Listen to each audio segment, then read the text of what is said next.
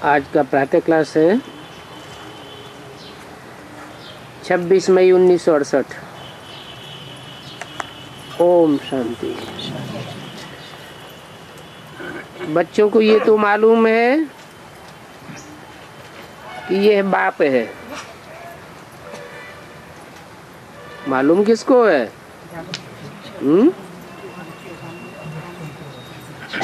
जो बच्चे बने हैं उनको तो ये मालूम है कि ये बाप है, इसमें डरने की कोई बात नहीं है। बाप से कोई डरना होता है क्या? और ये कोई साधु संत महात्मा भी नहीं है जो कोई गुस्सा करेंगे या बद्दुआ देंगे। उन गुरुओं आदि में तो बहुत क्रोध होता है, तो मनुष्य उनसे कितना डरते हैं कि कहीं शराप न दे देवे। यहाँ तो ऐसी कोई बात नहीं है।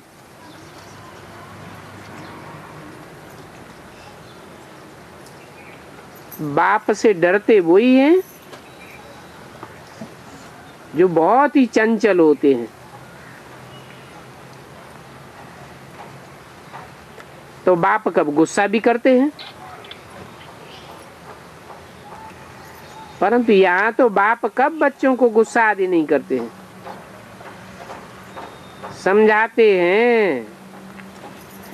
अगर बाप को याद नहीं करेंगे तो विकर्म विनाश नहीं होंगे।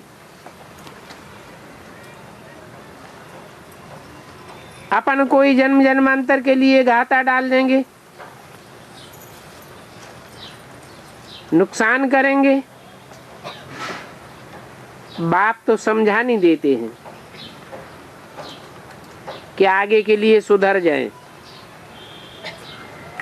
बाकी ऐसे नहीं कि बाप नाराज होते हैं। बाप तो अटेंशन देते हैं,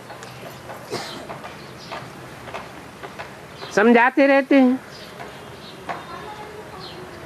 एक तो बाप को याद करो और चक्कर को बुद्धि में रखो, दैवी गुणों को धारण करो,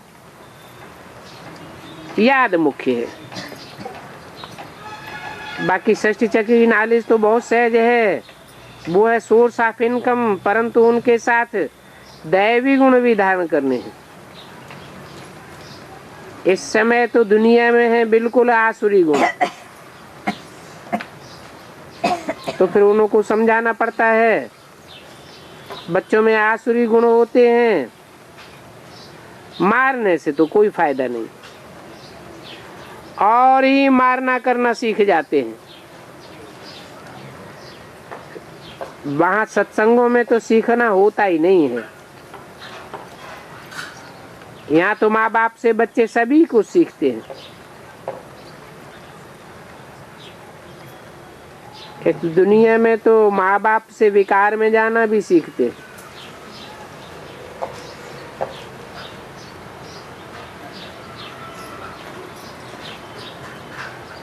चाल सिस्टम जब थी तो कमरों में बहुत छोटे छोटे थे, छोटे छोटे कमरे थे, उनमें स्त्री पुरुष और बड़े बच्चे सब इकट्ठे रहते। अभी बताओ ऐसी हालत में बच्चों पर क्या असर पड़ता होगा। ये बात बाबा गरीबों की करते हैं। साहूकारों के लिए तो जैसे यहाँ ही स्वर्ग है, तो उनको ज्ञान की दरकार ही नहीं। ये तो पढ़ाई है, टीचर चाहिए जो शिक्षा देवे, सुधारे। तो बाप गरीबों की बात करते हैं, कैसी हालत है, कैसे कच्चे बच्चे खराब होते रहते हैं। माँ बाप सभी देखते रहते हैं, फिर सो टिपन में ही खराब हो जाते हैं। बाप की भी बच्चों पर खराब दृष्टि पड़ जाती है। तो देखो गरीबों की हालत कैसी है। बाबा कहते हैं मैं भी गरीब निवाज हूँ, समझाता हूँ। देखो इस दुनिया में मनुष्यों की क्या हालत है। कोई गुरु से, कोई चाचे से, कोई बाप से, कोई बच्ची, खराब होते रहते हैं। ऐसे ऐसे खराब होते हैं जो बात मत पूछो। ये दुनिया तमो प्रधान है ना। तमो प्रधान की भी हद होती है ना। 1250 वर्ष तो लगेंगे, इसमें एक दिन भी कम जास्ती नहीं हो सकता। तमो प्रधान पूरा हुआ, फिर बाप को आना पड़ता है।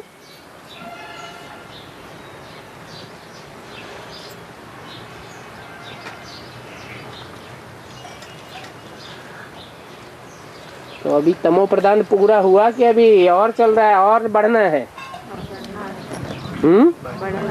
माने बाप नहीं आया हुआ अभी है? अभी तो बोला तमो प्रधान पूरा हुआ, फिर बाप को आना पड़ता है। पूरा हुआ, पूरा हुआ और बढ़ता जा रहा है। तमो प्रधानता तो और ही बढ़ती जा रही है।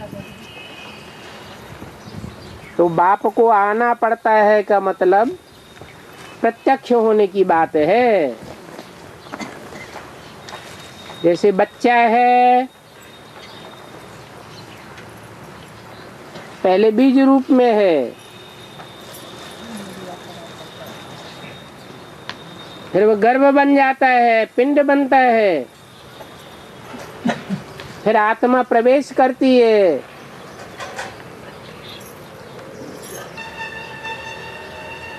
बाद में बच्चा जन्म लेता है, प्रत्यक्ष होता है।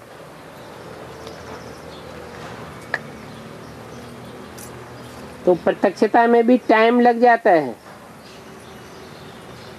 प्रवेशता को प्रत्यक्षता भी नहीं कहा जाता। गुप्त है तो प्रत्यक्ष नहीं है। कहेंगे ज्ञान गर्भ काल है, तो अभी भी बाप बच्चों से कहते हैं, बच्चे मैं अकेला नहीं आता हूँ, मैं बच्चों के साथ आता हूँ। 3 बच्चे तो हैं सूक्ष्म वतनवासी, बाकी एक बच्चा ऐसा है जो मनुष्य सृष्टि का पहला पत्ता है। मैं अकेला प्रत्यक्ष होऊंगा या बाप बच्चे के साथ प्रत्यक्ष होगा? बाप बच्चे के साथ प्रत्यक्ष होता है।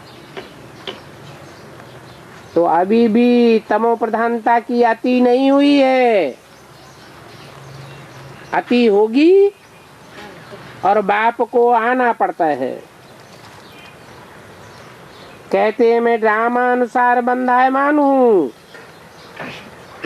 मुझे आना ही होता है। कितने शुरू में गरीब गरीब आए, साहूकार भी आए,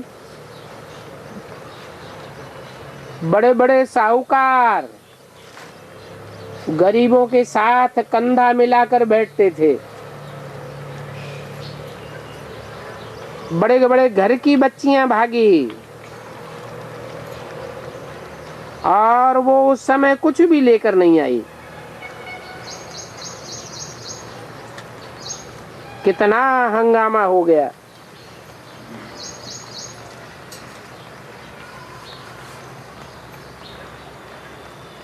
समझा कि जैसे राक्षस आया हुआ है।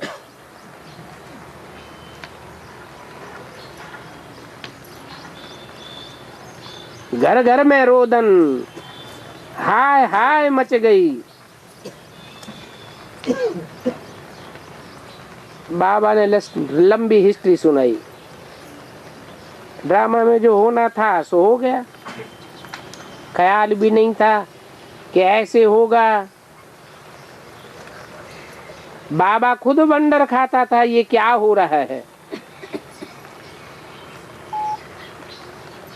रात रात को बालकनी से कूद कर आ जाते थे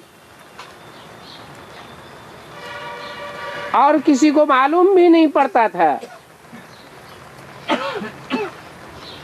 वो बेचारे नींद में ही सोए रहते थे। सुबह को उठे तो देखे है ही नहीं। रात को 12-1 बजे सब भाग निकली, किसको पता नहीं पड़ा।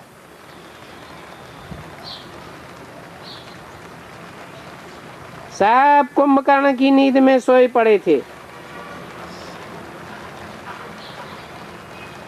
तो देखो इन बच्चियों की हिस्ट्री बड़ी वंडरफुल है। ये भी ड्रामा में नूद थी ना।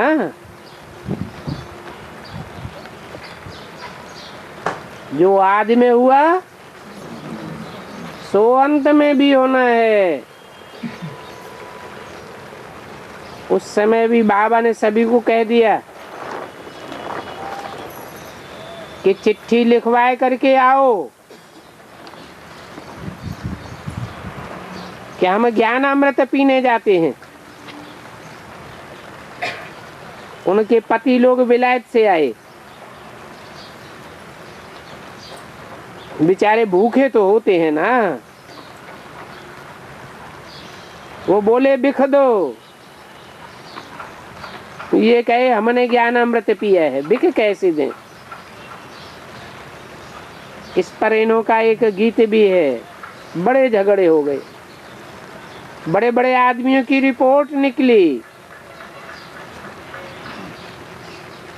हमको मूत नहीं मिलता है। बाबा ने इन सभी के ऊपर पता नहीं क्या जादू डाल दिया है।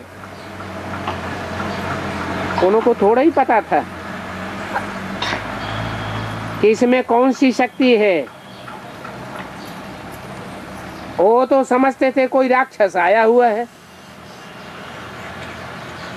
बोले दादा तुम ये क्या करते हो?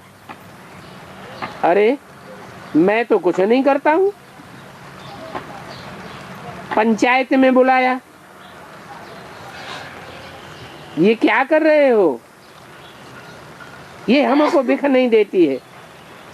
बाबा बोला गीता में है भगवान वाच, काम महाशत्रु है। काम को जीतने से तुम जगत जीत विश्व के मालिक बनेंगे। हम तो साफ बात बोलते हैं। वो बड़े ही गुस्से में भरे हुए थे। हमने कहा ये क्रोध महाशत्रु है, अगर क्रोध करेंगे तो हम चले जाएंगे।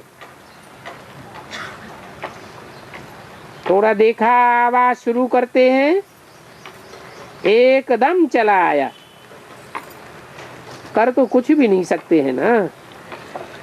ये भी लिखा हुआ है, लाखा भवन को आग लगाई।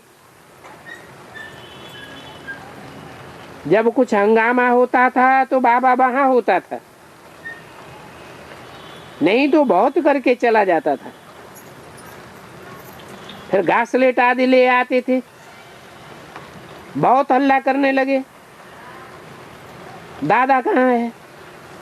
अब दादा तो था नहीं, धनी ही नहीं है तो आग कैसे लगावेंगे? उल्टी सुल्टी बातें कितनी बनाई हैं कि दादा जेल गया, ये हुआ। अब ऐसा तो कुछ हुआ नहीं। अरे यहाँ तो बाप और दादा दोनों ही इकट्ठे हैं।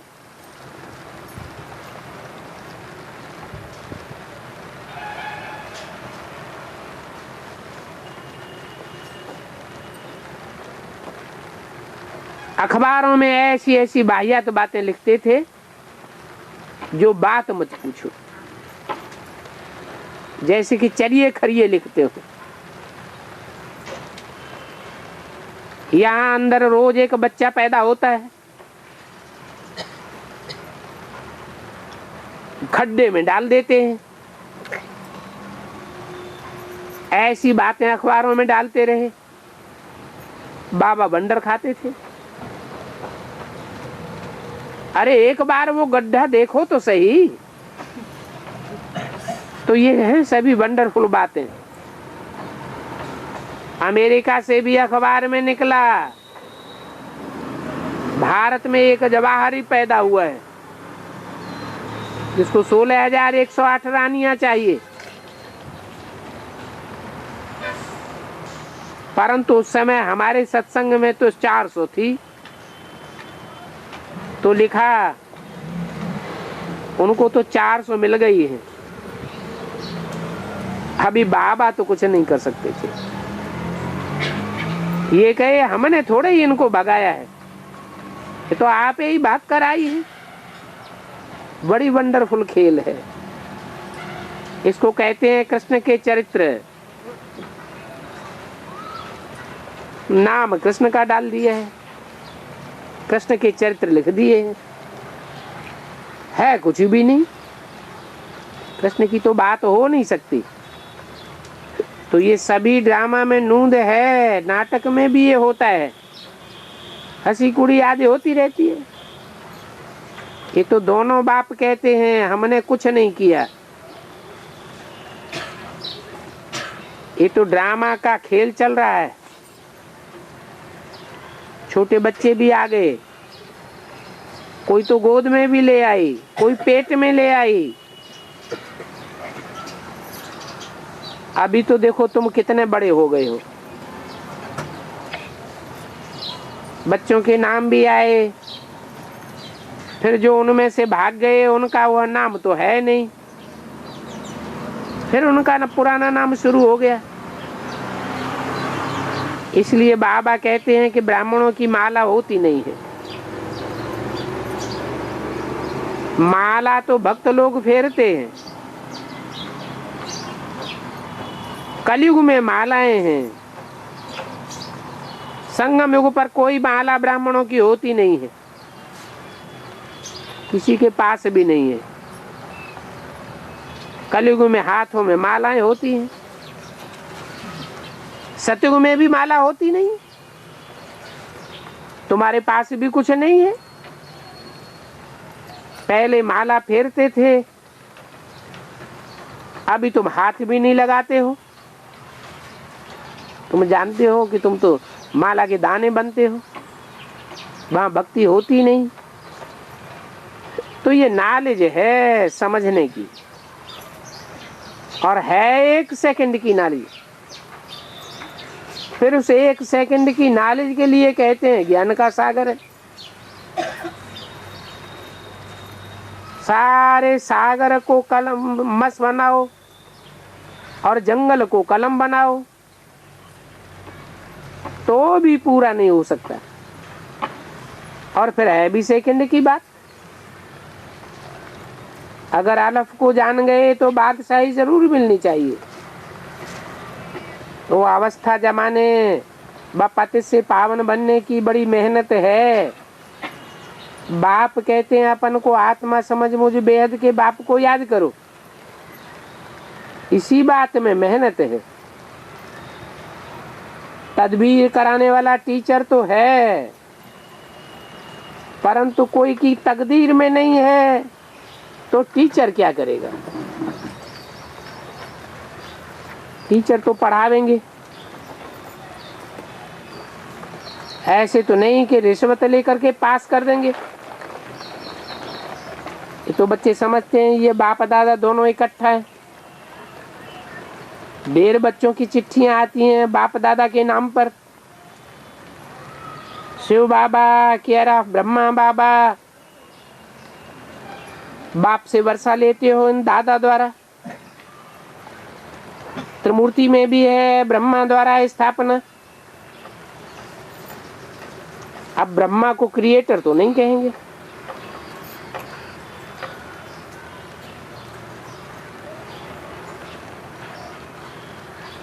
बेहद का क्रिएटर तो वह बाप है।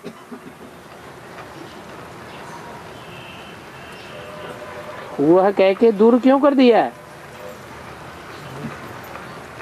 माना भविष्य की तरफ इशारा किया कि वह बाप तो क्रिएटर है, ये ब्रह्मा तो क्रिएशन है।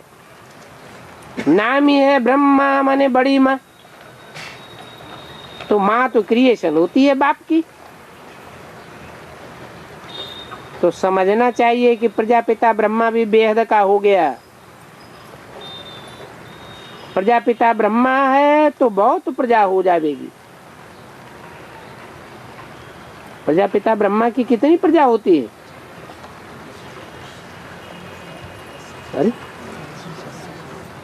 500-700 करोड़ जो भी मनुष्य सृष्टि है वो किसकी प्रजा है? प्रजापिता ब्रह्मा की प्रजा है।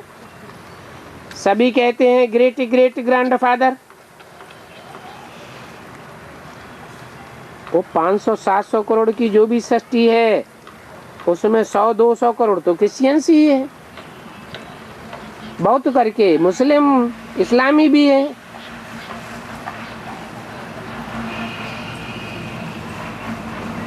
परंतु वो प्रजापिता ब्रह्मा तो सब ब्राह्मणों का बाप है।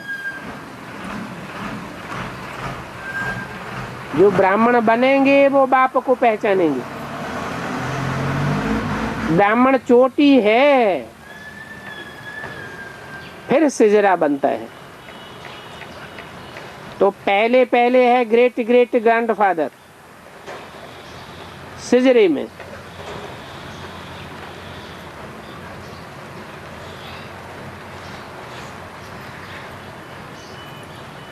शिव सिजरे में नहीं आता है,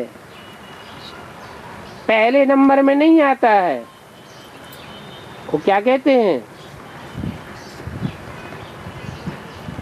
जो नंबर में आवे वो सिजरे में आवे।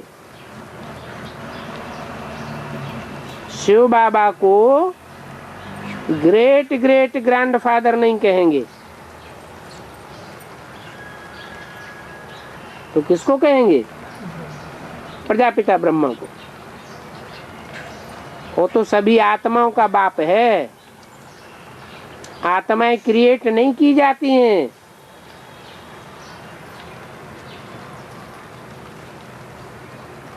जो क्रिएटर कहा जाए, आत्माएं तो सभी भाई भाई हैं। फिर प्रजापिता ब्रह्मा के बच्चे बनते हो, क्रिएटर के बच्चे बनते हो तो बहन भाई। तो बेहद के सिजरे का प्रजापिता ब्रह्मा हो गया। जैसे बिरादरी का सिजरा होता है,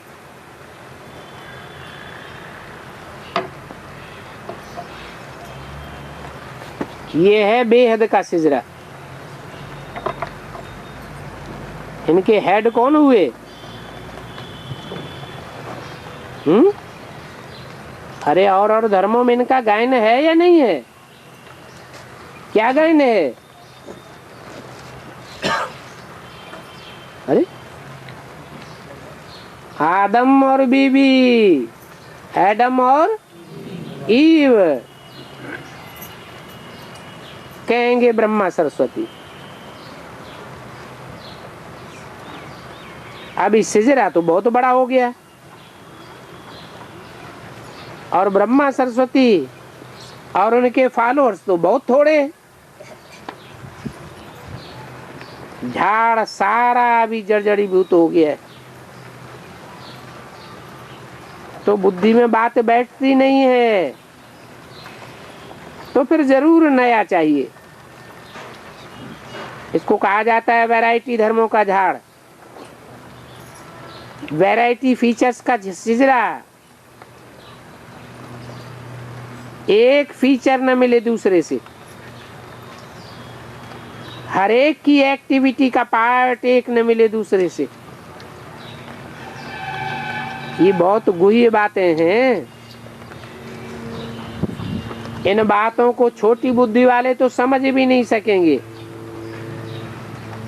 बहुत ही मुश्किल है कि हम आत्मा छोटी बिंदी है, परमपिता परमात्मा भी बिंदी है। वो परमपिता बिंदी बाजू में आकर बैठते हैं। आत्माएं तो छोटी बड़ी होती नहीं है। बाप दादा इन दोनों का इकट्ठा वंडरफुल पार्ट है।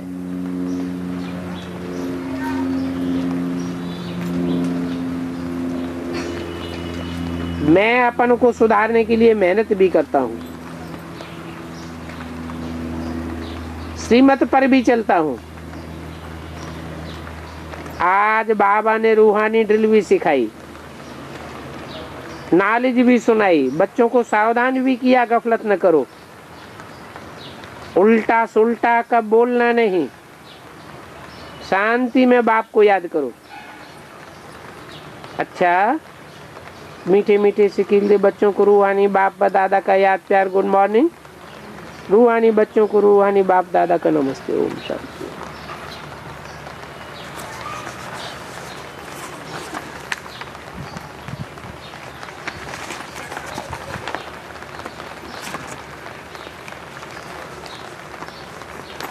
छोटा सा रात्रि क्लास है।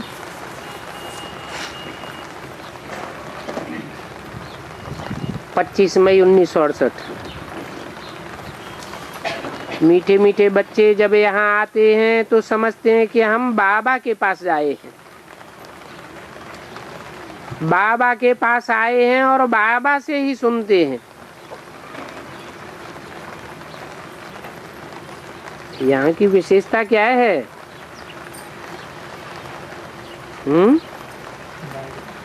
और सत्संगों में क्या होता है? अनेकों से सुनते हैं और यहाँ एक बाप से सुनते हैं। जब अपने अपने सेंटर पर जाते हैं तो सामने बाप दादा नहीं बैठते हैं। कहाँ कहाँ गोप भी मुरली चलाते हैं, क्योंकि मुरली चलाना तो सहज है, कोई भी धारण करके क्लास करा सकते हैं। ऐसे नहीं कि माताओं को ही हेड रखना है, मेल से भी धारण करके मुरली चला सकते हैं, परंतु धारणा होनी चाहिए। ब्राह्मणियां बैठी तो हैं, बाबा पूछते हैं कोई मुरली पढ़ करके फिर बाबा के आए हुए मुरली का सार सुनाते हैं, कोई मुरली पढ़ करके सुनाते हैं। जो मुरली हाथ में उठाए कर सुनाते हैं वो तो हाथ उठाओ, और जो मुरली हाथ में नहीं उठाकर अर्थात बिना मुरली के ऐसे ही सुनाते हैं वो भी हाथ उठाओ। तो बताओ, मुरली हाथ में होनी चाहिए या नहीं होनी चाहिए? हैं? बिना मुरली के नहीं सुना सकते हैं? बिना मुरली के सुनाना चाहिए या नहीं सुनाना चाहिए? अगर सुनावेंगे तो क्या अंतर पड़ेगा, और नहीं सुनावेंगे तो क्या अंतर पड़ेगा? है? मुरली हाथ में लेकर के सुनावेंगे तो प्रूफ रहेगा, कोई पूछ सकता है बताओ मुरली में कहाँ लिखा है ऐसा। ये तो आपने अपनी मनमत की बात बोल दी, मनमत मिक्स किए है। इसलिए मुरली हाथ में होनी चाहिए। पढ़े हुए हैं फिर भी सुनाते हैं। कोई मुरली पढ़े और पढ़ करके सुनाते हैं। सुनाने वाले नंबरवार तो जरूर है। कोई एक्यूरेट सुनाते हैं, कोई नहीं। महारथी, घोड़े सवार और प्यादे तो होते ही हैं। सभी तो एक्चुअल बात नहीं पढ़ते हैं, कोई तो फिर पढ़ते भी रहते हैं। एडिशन करके रहस्यमय बात भी सुनाते हैं। जो मुरली में डायरेक्ट नहीं आई है परंतु इनडायरेक्ट उसका अर्थ निकलता है।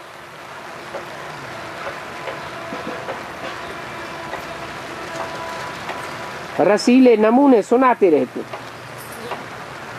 अब सभी तो ऐसे नहीं समझा सकते हैं। यहाँ तो बाप बैठे हैं, बाप बच्चों को कहते हैं कोई भी बात में संशय हो, ऐसे तो संशय नहीं होना चाहिए। एक बाप ही सभी कुछ जानते हैं। उन स्कूलों में तो अनेक पढ़ने वाले हैं, अलग अलग पढ़ाते हैं, और इस स्कूल में तो है अलग अलग बातें पढ़ाते हैं, एक ही बातें पढ़ाते हैं, अलग अलग पढ़ाई नहीं होती है। यहाँ तो एक ही पढ़ाने वाला है और एक ही सबकी अहम ऑब्जेक्ट है। वहाँ स्कूलों में तो कॉलेजों में तो अहम ऑब्जेक्ट भी अलग अलग होती है। डॉक्टरों का कॉलेज अलग है, इंजीनियर्स का अलग है, उसमें प्रश्न पूछने का नहीं रहता है। सुबह को यहाँ बैठ बच्चों को याद की यात्रा में मदद करता हूँ, ऐसे नहीं सिर्फ तुमको याद करता हूँ, सारी बेहद की बात याद रहती है। तुमको इस याद से ही सारे विश्व को पावन बनाना है। अंगुली तुम किस में देते हो? पवित्र तो सारी दुनिया को बनाना है। तो बाप बच्चों पर नजर रखते हैं, सभी शांति में चले जावे, सभी का अटेंशन खिंचवाते हैं, जिनका योग है वो उठाते हैं। बाप तो बेहद में ही बैठेंगे। मैं आया हूँ सारी दुनिया को पावन बनाने, तो सारी दुनिया को करंट दे रहा हूँ जो पवित्र हो जाए। जिनका योग होगा समझेंगे, बाबा भी बैठकर याद की यात्रा सिखलाए रहे। जिनमें विश्व से शांति, जिनमें विश्व, जिससे विश्व में शांति होती है, बच्चों को भी याद किया जाता है, वो भी याद में रहते हैं, तो मदद मिलती है। तो अच्छी रीति जो याद करते हैं वो थोड़े बच्चे हैं। ऐसे मददगार थोड़े बच्चे भी चाहिए। खुदाई खिदमतगार निश्चय बुद्धि ही याद करेंगे। तुम्हारी पहली सब्जेक्ट है ये पावन बनने की।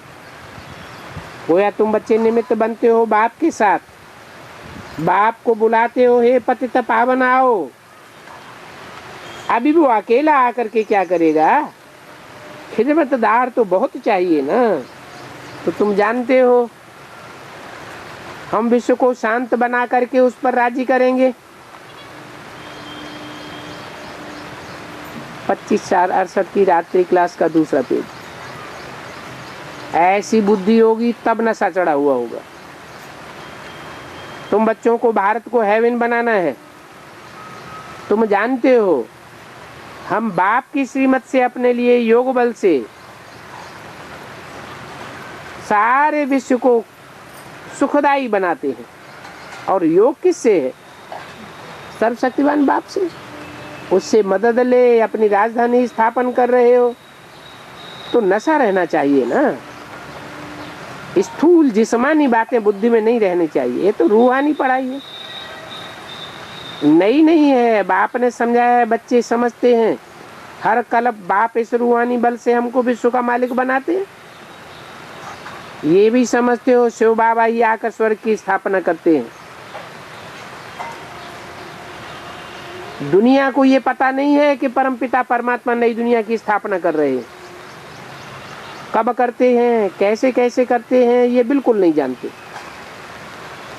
गीता में भी आटे में लून मिसल बातें हैं जो सच्ची हैं, बाकी तो सभी झूठ ही झूठ। बाप आकर के सच्ची बात बताते हैं। भारत का योग बल तो नामी ग्रामी है, बहुत जाते हैं भारत का राजयोग सिखलाने। बाप कहते हैं ये हठयोगी राजयोग सिखला नहीं सकते। परंतु आजकल तो झूठ तो बहुत है ना, सच के आगे इमिटेशन बहुत होती है, इसलिए सच को कोई मुश्किल ही जान सकते हैं। सभी सत्संग चारों ओर झूठ ही झूठ, हठ योगी बैठे हैं तो बाप ही आकर के सिखलाते हैं, राजयोग बाप ही सिखलाते हैं। बाप कहते हैं कल्प कल्प ऐसे होता है। अभी तुम नास्तिक से आस्तिक बन गए हो। ऋषि मुनि आदि कहते हैं हम रचयिता को और रचना को नहीं जानते,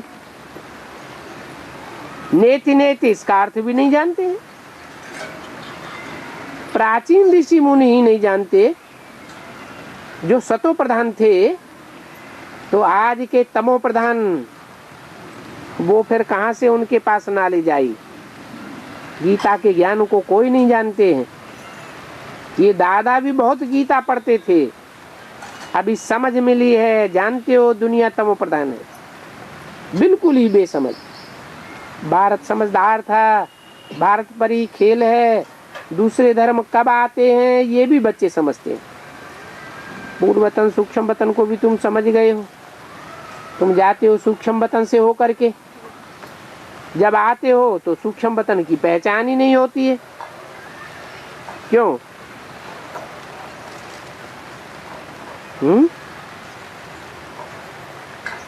जब दुनिया का विनाश होगा टोटल,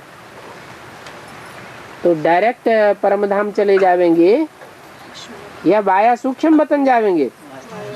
वाया सूक्ष्म वतन जाएंगे। फिर जब आते हैं तो सूक्ष्म वतन कहाँ चला जाता है?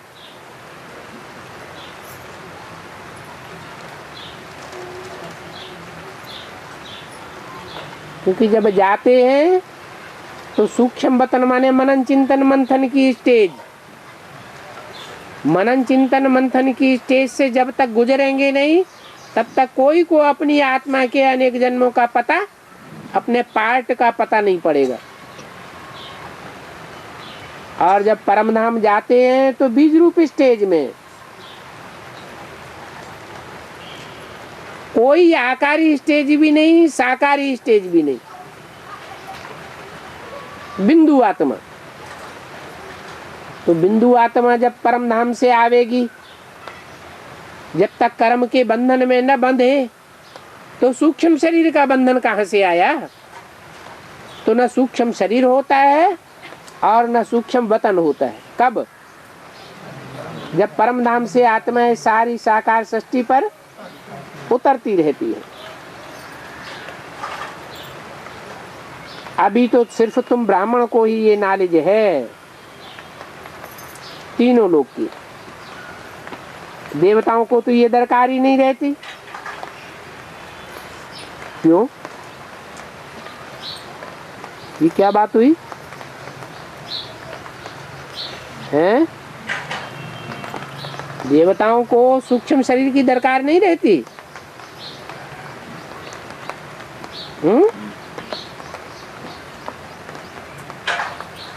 देवताएं अमन होते हैं या मन वाले होते हैं? चंचल मन वाले होते हैं? उनको तो चंचलता होती ही नहीं मन में। जब मन ही चंचल नहीं है तो किस बात का विचार करेंगे? उनको ये विचार चलता है क्या कि आगे आने वाले जन्मों में हम सुखी रहेंगे या नीचे गिरेंगे या ऊपर उठेंगे? कोई विचार नहीं करते, तो वहां सूक्ष्म वतन की दरकार है ही नहीं। या तो साकार शरीर लेते या आत्मा गर्भ में प्रवेश करती। आत्मा को गर्भ में प्रवेश करने में 1 सेकंड लगता है। तो मन की शुरुआत कहाँ से होती है? जब मनन चिंतन मंथन शुरू होता है। देवताएं देवताएं नहीं रहते, क्या कहे जाते हैं? मनन चिंतन मंथन करने वाले मनुष्य कहे जाते हैं। तो मनन चिंतन मंथन करते हैं तो शास्त्र बनते हैं। सत्युग त्रेता में तो कोई शास्त्र बनाते ही नहीं। तो देवताओं को ये सूक्ष्म वतन आदि की दरकार ही नहीं रहती। वहां कोई विकर्म ही नहीं करते जो सूक्ष्म शरीर के बंधन में बंधना पड़े। तुम तुमको सारी विश्व की ये नॉलेज है। पहले तुम भी शूद्र वर्ण के थे, ब्रह्मा कुमारियां बनी तब तो ये नॉलेज देती है, जिससे तुम्हारी डीटी डायनेस्टी स्थापन हो रही है। पहले है ब्राह्मण कुल, फिर सूर्यवंशी, चंद्रवंशी, ये डायनेस्टी स्थापन करते हो। वो भी यहाँ संगम युग पर स्थापना करते हो। कौन कौन से कुल की? संगम युग पर कौन कौन से कुल वंश स्थापन होते हैं? पहले ब्राह्मण वंश,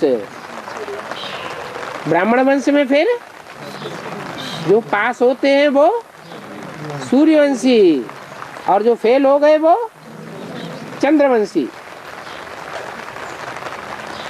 और कोई भी दूसरे धर्म वाले फट से अपना धर्म स्थापन नहीं करते हैं। उनकी तो जब जनसंख्या बढ़े,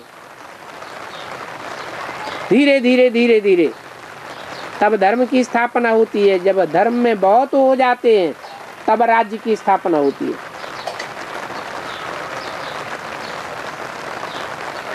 तो उन धर्म पिताओं को गुरु नहीं कहा जा सकता। बाप आकर धर्म की स्थापना करते हैं। बाप कहते हैं अभी सभी पर फुरना है। बाप की याद का जिसमें घड़ी घड़ी भूलें होती रहती हैं। पुरुषार्थ भी करते रहें तो धंधा आदि भी करते रहें और याद भी करते रहें। हेल्दी बनने के लिए बाप कमाई बड़ी जोर से कराते। समय सभी को भूलाना पड़े। हम आत्माएं जा रही हैं।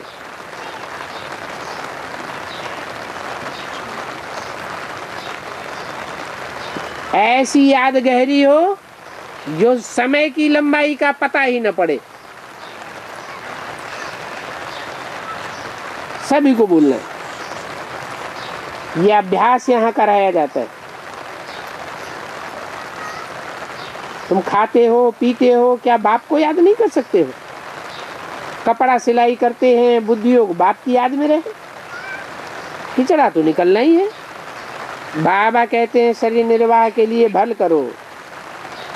है तो बहुत सहज, समझ गए हो 84 चक्र पूरा। अभी बाप राजयोग सिखलाने आए हैं।